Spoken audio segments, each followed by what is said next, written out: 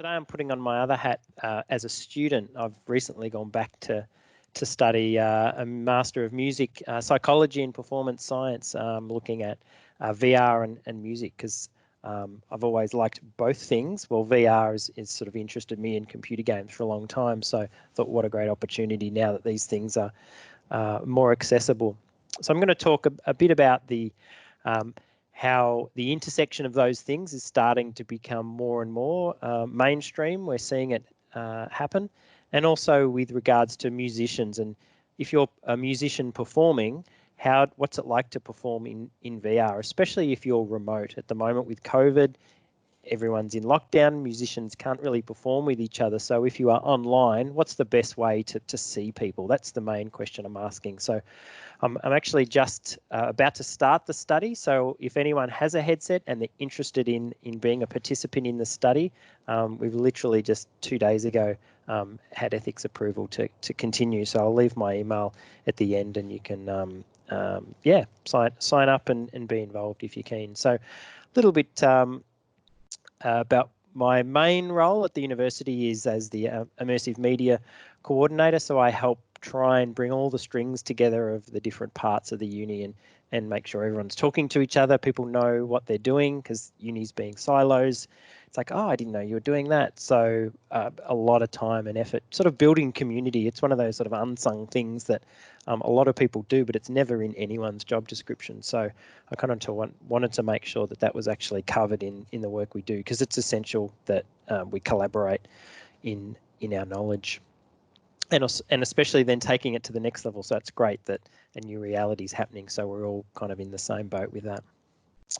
Here's a shot of our lab. I haven't been back there for quite a few months, but pre-COVID, we used to run activities such as bringing staff in, bringing students in, getting people used to VR and seeing what it's like, because there's still a lot of people who haven't tried it. And the challenge going back is, will people want to try VR in that space? So we're still working through that as well. But I also work with a choir who have members interstate, and so how do you rehearse when your members aren't together? So I've got some examples of that a bit later on as well to show, so it's quite exciting.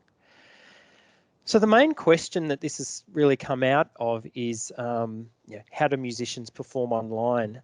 So when musicians do perform online, that's called a networked music session, and so that involves people singing or playing over the internet. The big problem is visual latency. Well, audio latency is one problem. We've kind of semi-worked that out, but visual latency is still a big problem. And I'll show you an example of what that looks like when two singers are actually singing. There's no audio here. We haven't got audio running, but I'll talk through what's happening.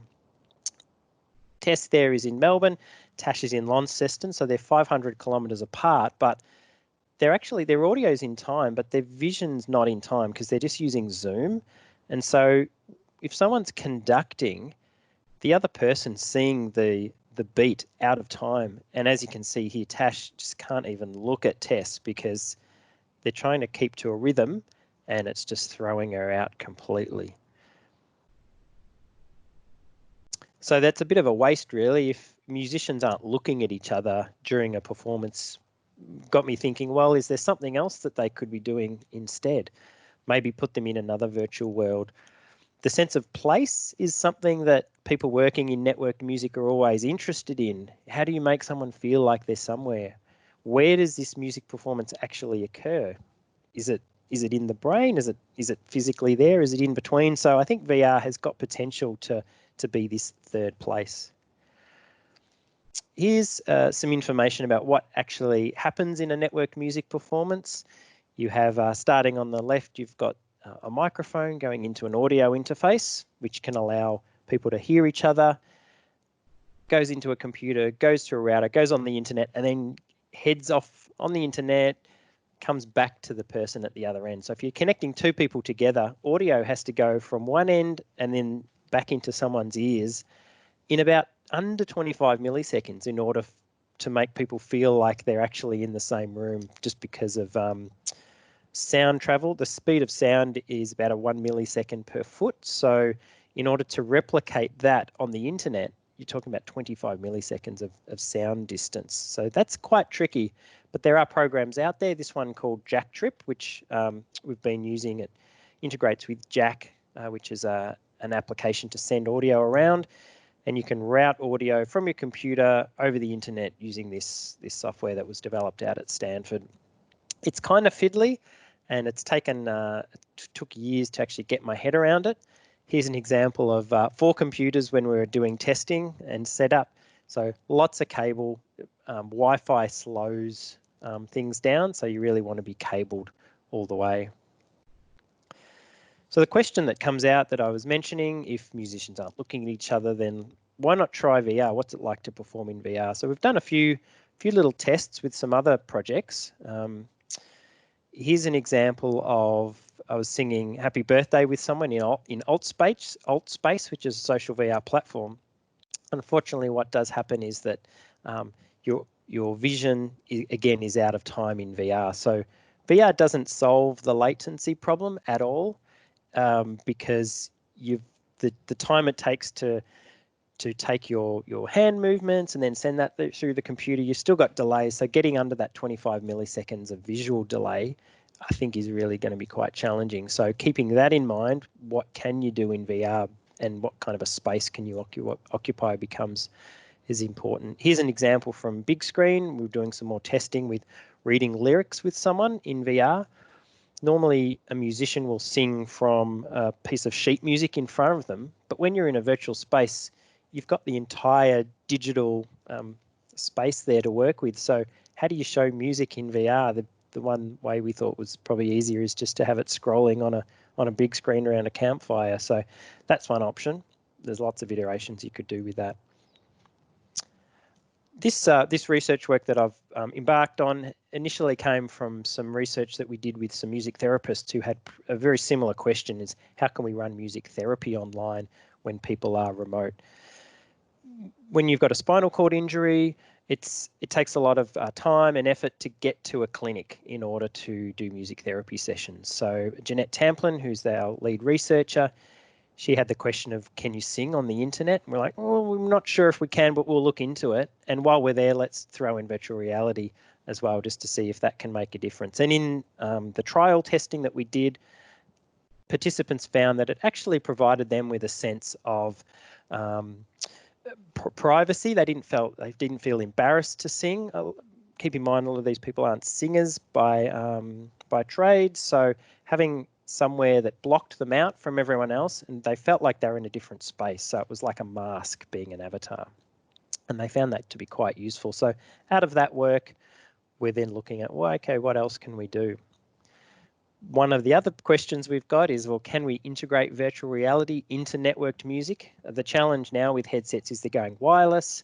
Wireless takes up milliseconds of latency. So to actually get low latency audio and visuals in the one device is quite difficult. So at the moment, it's very much 2 separate systems. So we'll route audio through usually a Mac computer, and then we'll run VR through either a headset or a PC to do it that way. And so you're kind of having to grapple with these multiple systems in order to get the lowest latency from both sides.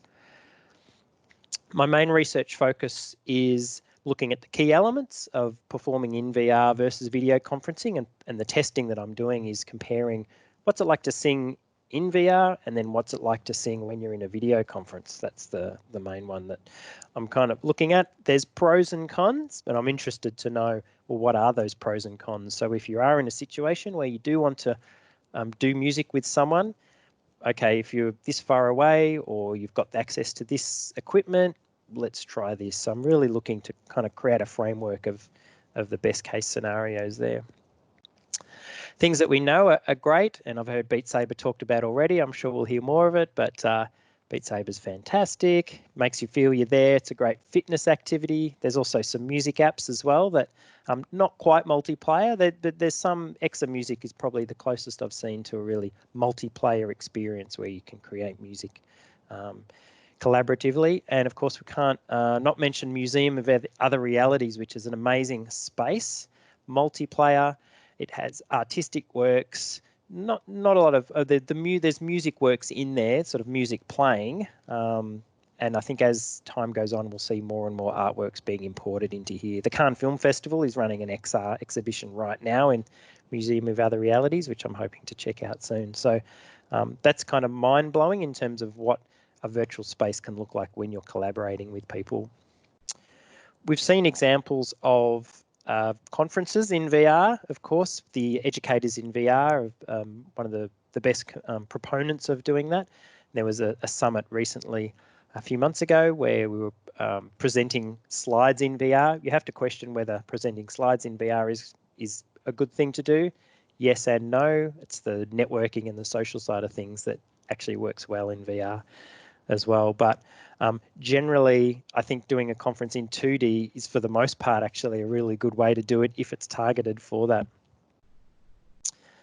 But again, the feeling of being in an immersive space is quite amazing. You don't get that same feeling from 2D. It just kind of like cranks everything to 11, I think, when you are in another space. This is a game that's quite old, but Artel, you're sort of on a like an on-rails roller coaster ride, but very slowly through this virtual space. I think performing when you're on a journey can really give you something else to do, because as a musician, when you're playing music, you're generally by yourself in a room, and so it can be a sort of a very isolating thing. So to be transported somewhere else, I think, is really a really interesting thing to be doing. So if you've got a VR headset and you're interested in participating in the study, it's probably about up to an hour of time. We sing in VR and then we sing in virtual reality. You don't have to be a singer. It's more your experience of it. Then feel free to send me an email and we can get the process going.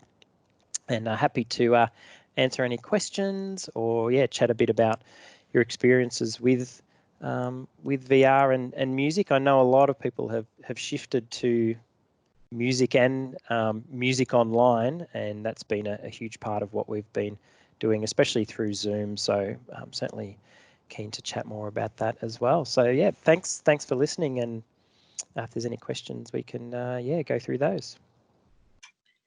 Oh, thank you so much, Ben. Does anyone have any questions for Ben at all?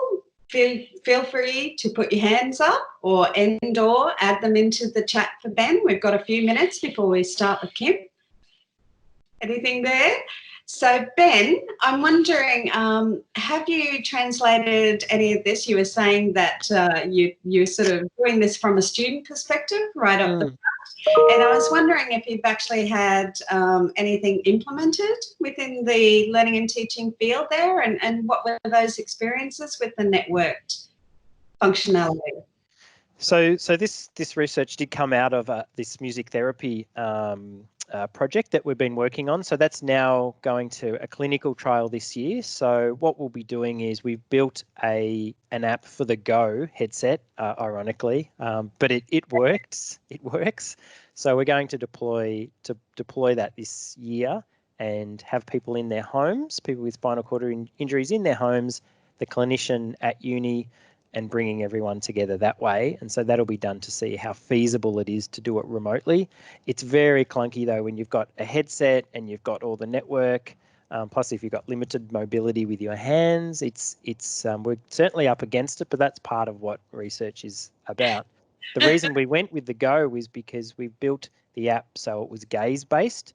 Problem is with VR at the moment, it is highly inaccessible. It's just very difficult to use if you don't have the full ability with your hands. I know there's hand tracking now, but again, if you don't have the ability to use your hands in that way, and your head is your best input device, then having a gaze-based tracking actually worked really well. So we had to build that from scratch, essentially, to build that into the app. So that's what we're focusing on that for now. In terms of just general music online, it's more focused on how can you use Zoom, for instance, to do music. And there are ways in Zoom you can route high quality audio through there. There's some settings so that it doesn't destroy the quality of the audio. So that's really been the main focus, is just getting that going and getting low latency audio working between institutions. Just doing that's hard enough. So I don't think we'll be introducing VR into that anytime soon. That's amazing, Ben. And you're right. A lot of stuff is from scratch, and it's all about the actual use case that you're trying to support, right? At the end of the day. And certainly research is hard, but gosh, we need it in this field. So thank you for all that you're doing. And thank you so much for sharing with all of us today. We really appreciate it. And anyone who wants to engage with Ben, you can just @Ben. I'll put my email address in there, so send me an email if you're interested in being in the study. It took us about a year to get ethics clearance because of COVID. We were originally going to do all the testing in-house in the lab, and as soon as I got clearance, then we all had to shift out. So it took a little bit of time to rejig the research about that. So I think that'll be a lot of people had to do. We're all pretty familiar with that, right? Yeah, a lot of stuff just before we start, Ben. Well, we appreciate your persistence, and we're just so glad you could help us out today and share that information with all of us. We really love it, and we'll see you in the channel chat, no doubt, afterwards. Thanks, Heath. Thank you.